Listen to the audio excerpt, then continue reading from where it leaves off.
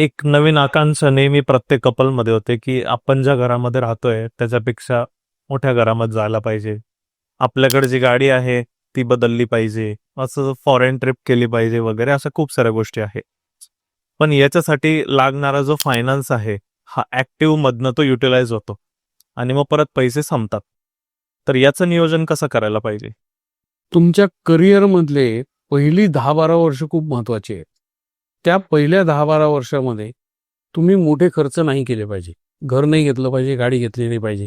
पण असं जेव्हा मी म्हणतो, तेव्हा ती गोष्ट लोकांना आवडत नाही. आणि ते म्हणतात मग हे कधी घ्यायचं हो?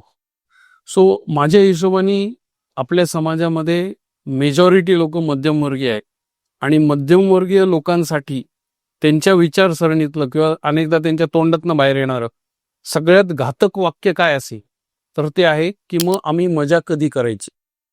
की मजा मारण्याचा जो कार्यक्रम आहे याच्यामुळे तुमचा खिसा रिकामा होतो. फॉर्म्युला सिंपल आहे.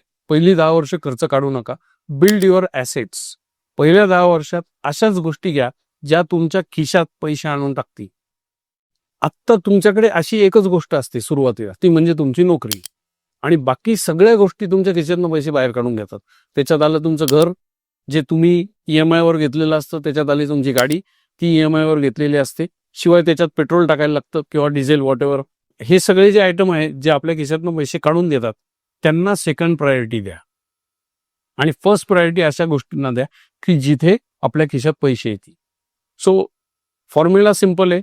भरपूर पैसे कमवा. तुम्ही यंग आहात, भरपूर मेहनत करा, जास्त तास काम करा, जास्त पैसे कमवा, खर्च मॅनेज करा, खर्च कमी ठेवा आणि उरलेला पैसा एका फायनान्शियल एक्सपर्टच्या माध्यमातून गुंतवा, जेणेकरून त्याच्यावर मिळणारा परतावा will beat the inflation rate.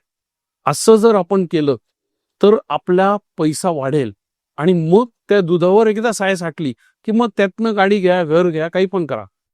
कारण तिथे तुमचा ऍक्टिव्ह इन्कम यूज नाही होते, तुमचा पॅसिव्ह इन्कम. आणि हे किती वर्ष करायला लागतं?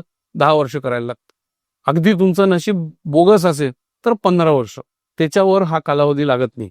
पण ह्याच्यासाठी एक प्रॉपर एक्सपर्ट कडे जा, त्याच्याशी सल्लामसलत करा आणि ही 10-15 वर्षाची प्रोसेस सेट करा आणि मग त्याची अंमलबजावणी करा. मग तुम्हाला हवी ती गाडी, हवं तसं घर घेता येईल.